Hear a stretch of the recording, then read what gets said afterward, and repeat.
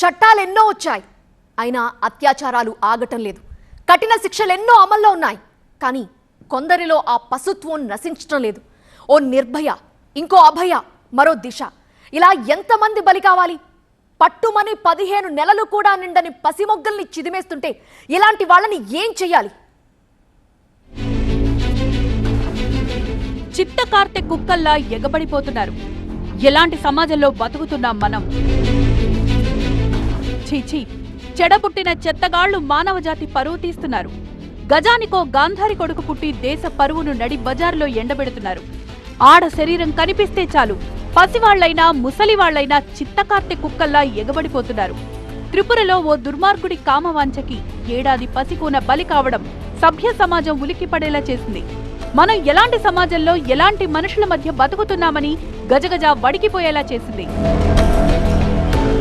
ఉత్తర త్రిపుర జిల్లా పానిసాగర్ ప్రాంతానికి చెందిన ఓ వ్యక్తి కూలీగా పనిచేస్తున్నాడు. పాపను ఆడించడానికని తీసుకువెళ్లాడు. 3 గంటలు దాటినా బిడ్డను తిరిగివ్వకపోవడంతో కన్నవాళ్లలో ఆందోళన మొదలైంది. బిడ్డ జాడ కోసం గాలింపు చేపట్టారు. ఆ క్రమంలో ఓ వరి పొలంలో చిన్నారి విగతజీవిగా కనిపించింది. లైంగిక దాడికి సంబంధించి ఘోరం చూసి కన్నవాళ్లు అల్లాడిపోయారు. పసిబిడ్డపై ఇంత అమానుషమా?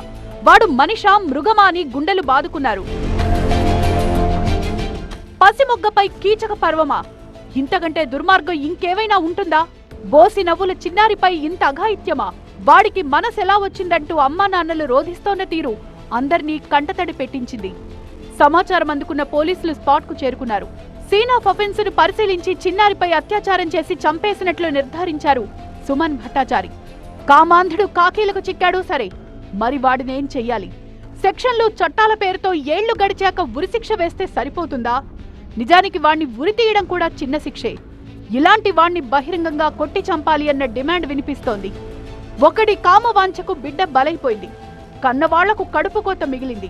జరిగిన దారుణాన్ని తలుచుకుంటూ వెక్కి వెక్కి ఏడుస్తూనే ఉన్నారు. వాళ్ళసలు కోలుకుంటారా? అసలు ఈ నీచ్ కమీనీల కథలు ఎన్నాళ్లిలా? రోజుకో ఘటన ఎక్కడో అక్కడ జరుగుతూనే ఉంది. మరి కామాంధుల పీడ విరగడయ్యేదెన్నడని నినదిస్తోంది యావత్ భారతం.